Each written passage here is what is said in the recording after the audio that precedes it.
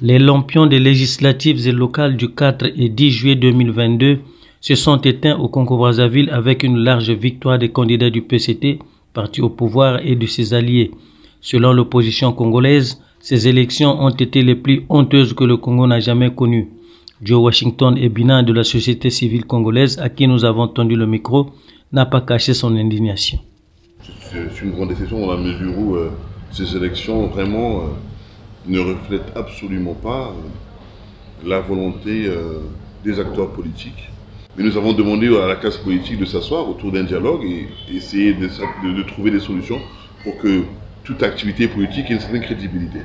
Et lorsqu'on regarde ces élections, nous avons eu plutôt l'impression qu'il y a eu un conseil de famille ou une réunion d'enfants du dignitaire.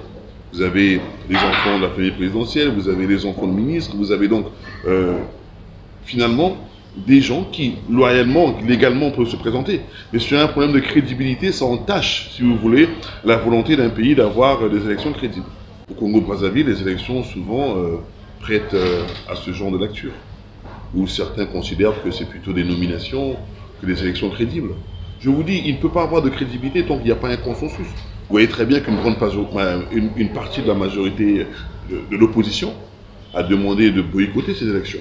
Et nous, au niveau de la société civile, nous avons dit qu'il faut d'abord qu'il y ait un dialogue pour que ce soit crédible. Donc il y a une partie d'opinion qui n'était pas d'accord. Et vous constaterez à la fin que les élections, malheureusement, ont été entachées de beaucoup d'irrégularités. Vous savez, au Congo, les dirigeants publics considèrent que tout marche très bien. Donc l'élection n'est pas la même. Nous voulons qu'il y ait plutôt un dialogue commun. Nous voulons que les Congolais puissent parler la même voix.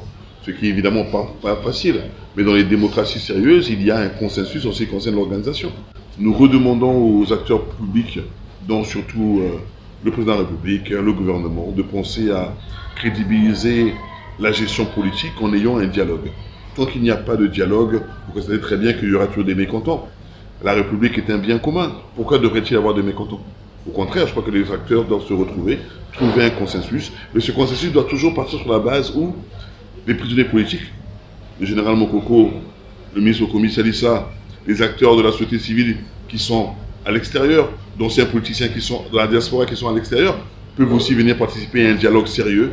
Et je crois que de ce dialogue sortira un Congo uni et un Congo qui finalement trouvera des vraies solutions et surtout la crédibilité en ce qui concerne toute organisation d'activité politique. Sans lequel le Congo prend un coup? Le Congo a pris un coup depuis très longtemps. Vous constatez très bien qu'aujourd'hui, il y a beaucoup trop de perturbations en ce qui concerne la vie au quotidien. Et je crois que les solutions ne peuvent pas être trouvées par les dirigeants seuls. La mesure, si c'était connu, si les solutions pouvaient être trouvées, nous ne serions pas dans des situations de grande débandade aujourd'hui.